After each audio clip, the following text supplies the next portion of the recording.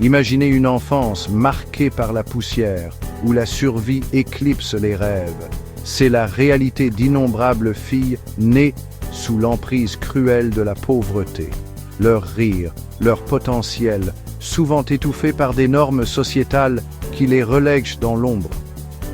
On leur refuse leur droit fondamental à l'éducation, à un avenir où elles peuvent écrire leur propre destin. Mais même face à une telle adversité, leur esprit reste intact. Elles aspirent à un avenir meilleur, un monde où leurs voix sont entendues et où leurs rêves prennent leur envol. Voici leur histoire, un témoignage de leur courage indéfectible et du pouvoir transformateur de l'éducation. Aïcha, une fillette de 10 ans aux yeux brillants, vit dans un petit village où les journées sont longues et les opportunités rares.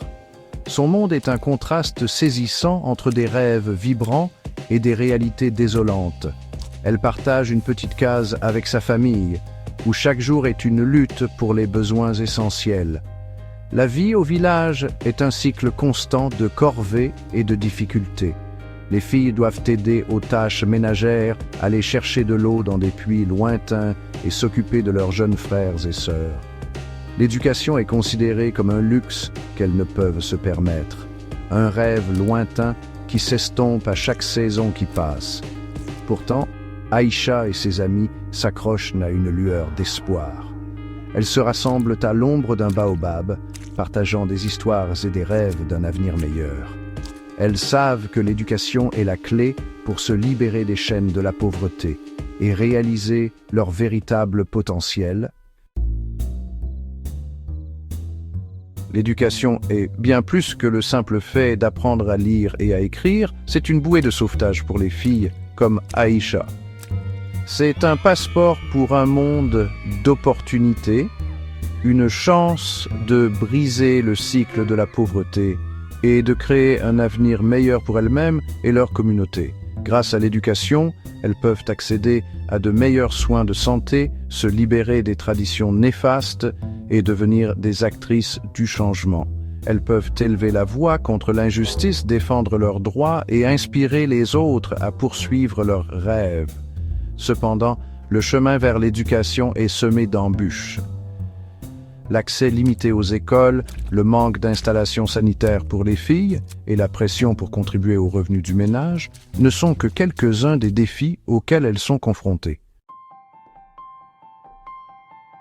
Malgré les obstacles qui se dressent devant elles, Aïcha et ses amis refusent d'abandonner leurs rêves. Elles comprennent que l'éducation est leur seule arme contre la pauvreté et l'inégalité. Elles se soutiennent mutuellement, partageant des livres, chuchotant des histoires au clair de lune et s'accrochant à la conviction qu'elles peuvent surmonter n'importe quel obstacle. Leur résilience est une lueur d'espoir, un témoignage de la force qui réside en chaque fille. Elles sont les graines du changement, brisant lentement mais sûrement les barrières et ouvrant la voie à un avenir meilleur. Leur histoire est un appel à l'action, un rappel que chaque fille, quel que soit son milieu, mérite le droit à l'éducation.